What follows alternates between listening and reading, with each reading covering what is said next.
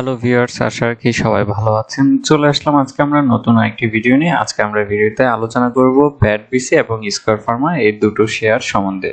Basically এই দুটো share ভালো ইপিএস গ্রোথ হওয়ার ফলেও কেন শেয়ারের দর দিক থেকে বৃদ্ধি পাচ্ছে না। আশা করি আপনারা পুরো ভিডিওটি আমাদের সাথেই থাকবেন এবং একটি কথা না বললেই নয়, শেয়ার বাজার ঝুঁকিপূর্ণ জায়গা, তাই জেনে বুঝে বিনিয়োগ করার চেষ্টা করুন এবং এখানে কোনো ধরনের বাই সেল নির্দেশনা দেওয়া হচ্ছে না। আমরা যদি একটু রিসেন্টলি দেখার চেষ্টা করি যে BATBC, তাহলে দেখব যে তাদের ইপিএস থার্ড কোয়ার্টার এসেছে 7.59, যেখানে গত বছর ছিল 5.45 এবং তাদের কিন্তু দেখা যাচ্ছে যে তিনটা কোয়ার্টার মিলে ইপিএস হয়েছে 24.52 এবং যেখানে গত বছর ছিল 21.41 এবং তাদের হচ্ছে যে ক্যাশ ফ্লোটাও বেশ বৃদ্ধি পেয়েছে, যেখানে আমরা দেখতে পাচ্ছি 39.55, যেখানে গত বছর ছিল মাত্র 1.20। তার মানে বোঝা যাচ্ছে যে কোম্পানির ওভারঅল যদি বিজনেস পারফরমেন্স আমরা দেখি তাহলে খুবই ভালো গ্রোথ। এবং অন্যদিকে আমরা যদি একটু খেয়াল করি স্কয়ার ফার্মার, তাহলে একটু দেখা যাবে যে তাদেরও বেশ বিজনেস হিসেবে প্রচুর পরিমাণে গ্রোথ হয়েছে। আমরা যদি স্কয়ার ফার্মার দেখার চেষ্টা করি তাহলে এখানে একটা জিনিস খেয়াল করব যে তাদের ওভারঅল ইপিএস গত বছরের তুলনায় এবছর ভালো আকারে আপনার বৃদ্ধি পেয়েছে এবং এই কোম্পানিটির সবচেয়ে যে জিনিস হচ্ছে যে তাদের রিসেন্ট তাদের বিজনেসটাকে আপনার নতুনত্ব আনার জন্য বেশ ভালো আকারে একটা বড় ইনভেস্টমেন্ট করতে যাচ্ছে এবং পাশাপাশি এবছর তারা ভালো একটা ডিভিডেন্ড ডিক্লারেশন করেছে এবং এই কোম্পানিটির আমরা দেখতে পাই যে এবছর 100% হচ্ছে যে ক্যাশ ডিভিডেন্ড দেয় এবং হচ্ছে তাদের হচ্ছে গিয়ে 300 কোটি টাকা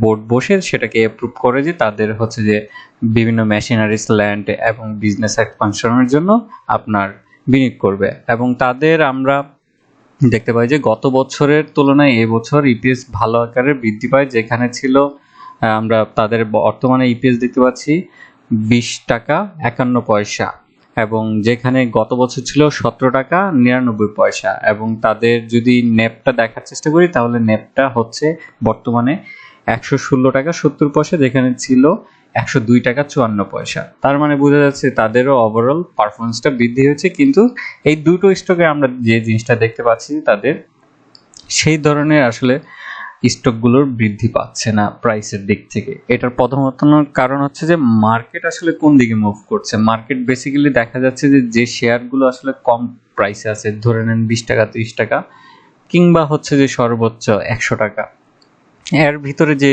শেয়ারগুলো আছে সেই শেয়ারগুলোতে আসলে দেখা যাচ্ছে যে যারা বড় বড় বিনিয়োগকারী, কারণ তারা দেখা যাবে যে সে 1000 টাকায় যে পরিমাণ শেয়ার কিনতে পারবে সে তুলনায় কিন্তু স্কয়ার ফার্মার সে পরিমাণের শেয়ার কিনতে পারবে না।